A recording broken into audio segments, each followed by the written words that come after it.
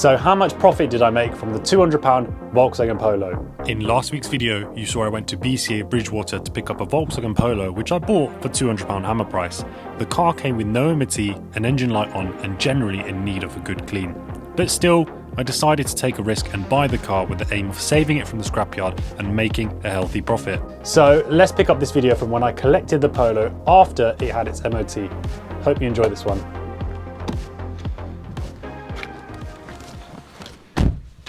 Right, so we've got the car back from the mechanics.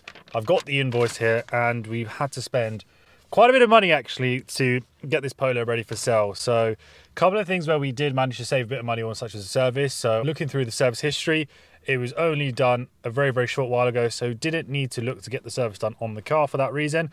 However, still had to get the car MOT'd. The exhaust was blowing, as you would have heard. It was quite bad across pretty much all parts of the exhaust, so I'll get into some of those now.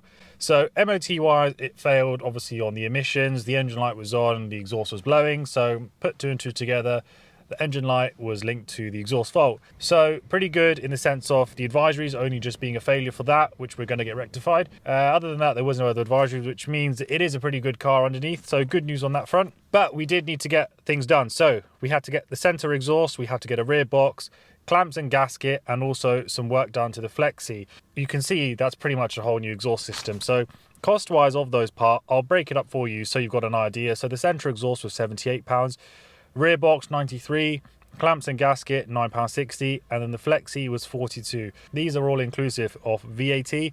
Labour, they did look after me, to be honest, because it is my regular garage. I give them a lot of work. So labour, it was only an hour labour, but they did say they did spend a bit more time on it. So, and they charged £60 plus VAT, so £72 for the labour plus an MOT, meaning the total cost was £335.20. So quite a lot of money I had to get spent on this car to get it ready for sale, but it was part of the risk. I knew what I was buying, you know, a car with no MOT.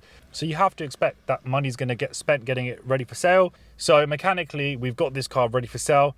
Now what we got to do is take it over to the valeters, get this messy car valeted and brought up to a good standard, because like I said, it needs a good clean.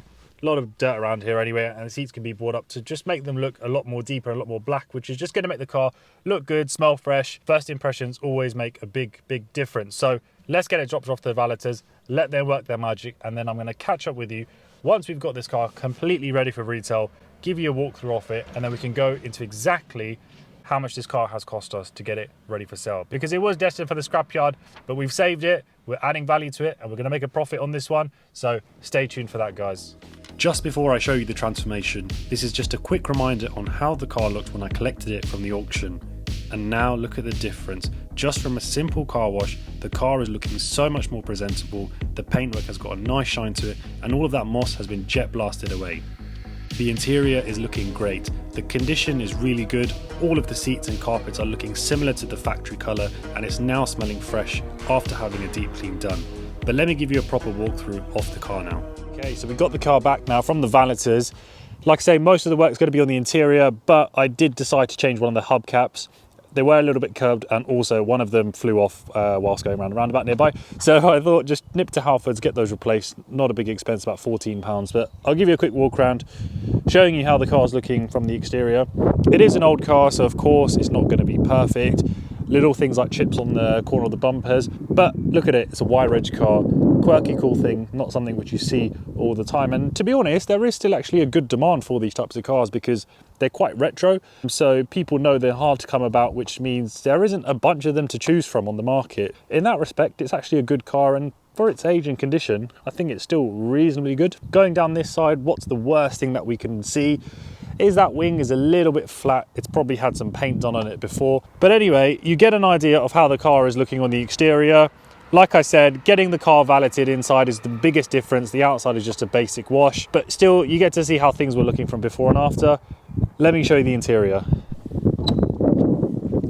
So, moving into the interior, how are we looking now that things have been valeted? Well, you can see the upholstery, the seats are looking a lot cleaner. It smells a lot more fresh in here as well, but the passenger seat, the driver's seat, it is looking a lot more like the original colour, the dark grey. Driver's seat, you can see there is a little bit more wear over compared to the passenger one, but you'd expect that. It's obviously a 24-year-old seat. Carpet down here as well. It is looking a lot better than how things were before. Back to its more so original colour, being a dark grey. As I say, it's not perfect, but it's a big improvement from how things were before. Let me show you the rears. So, nothing new to see really, but same as the front. Rears are looking very, very clean. Back of the seats as well. Everything has had the good old scrub to bring it up to a good standard. So, hopefully, that gives you an idea of the exterior, but more so the interior on this car after it's been valeted. So we're back in business. The car is running fine, and as you can probably hear now, we haven't got a blowing exhaust because we have spent a substantial amount of money getting that rectified. But the main thing is the car is running right. End of the day, that's the important thing. Bringing it up to a good standard, making it roadworthy, so we can sell this car and make a profit. I just thought I'd take you for a quick blast just to show you that the car is running a lot better, because when I did pick up the car from the mechanics, I was in a bit of a rush and I didn't really get a chance to take it for a spin and show you guys how the car is running after it's been rectified.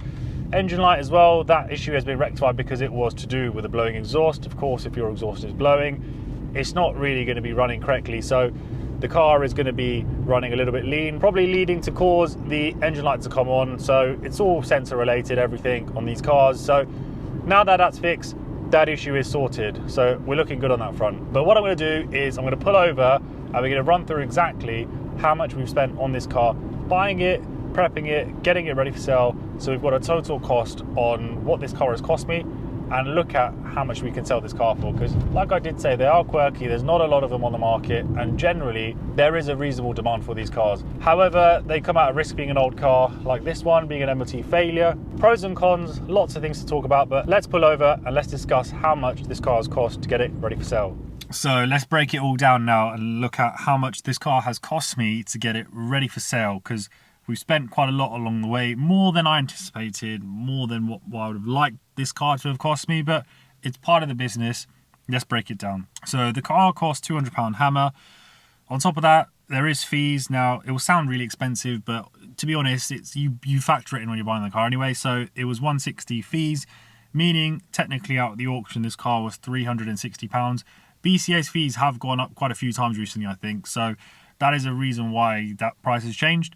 But £360 for the car at the auction. For a car which has got no MOT, that is a lot of money. It's probably more than scrap value now as well. So I was taking a bit of a risk on that front, but I've sold a few of these cars before. The travel cost to go there, because it was quite far away, cost me approximately £45. So I had to travel there down on the train. The car had fuel in it already, but I had to get a taxi. So £45 for that cost involved. Then, as I told you earlier, getting the car taken to the garage, needing the whole new exhaust system, getting it MOT'd, and obviously the labour, so that was £335. From there, we took it to the valeters. It wasn't necessarily disgusting inside, but end of the day, it's a retro car. I like to make it look as good as possible, and it was £50 to get that done. Last thing left is advertising the car, so I'm yet to do that, but approximately on the value of this car, it's going to cost me for 2 weeks £22 or £22.70, along those sort of lines. So depending on how long it takes for this car to sell, obviously reflects on how much the advertising is going to cost, but for now we'll place it at £22. So that brings the total cost of this car to a whopping £812. Now that's good and bad. So it's good in the sense of, yes, I've had new exhaust system put on the car, I've got 12 months MOT on the car, freshly valeted, it's ready to go. But the value on a car like this isn't substantial, so margin wise I'll probably look to double my money. So I think as a minimum benchmark, the margin on this car will be around £800. Now, I've sold low mileage examples for £2,000. Now, this is done more mileage, it's done 58,000, but it's still obviously a low mileage car in that respect. But I've sold one with like 40,000 miles for £2,000. So I don't think I'll be able to get top money for this car because it's not in perfect condition. But equally, I've sold a car that had poor bodywork but was similar mileage, but in a lovely green colour, which is quite popular now, quite a trendy colour on these retro cars, and that sold for around 1,700. So somewhere in that region is where I'll be looking to sell this car. But overall, as a margin wise, I'm hopefully looking to double my investment. Yes, obviously that is a pre-tax profit, but it's still not too bad considering I had to spend a lot of money on this car. And it was a risk buying this car. There could have been more problems, but hopefully we don't run into any other problems and we can have a nice, easy sale on this car. So Yeah, so I did actually run into another problem. The engine light popped back on, and after some more diagnostics, we could see the car needed a new lambda sensor, which ended up costing a whopping £200 fitted.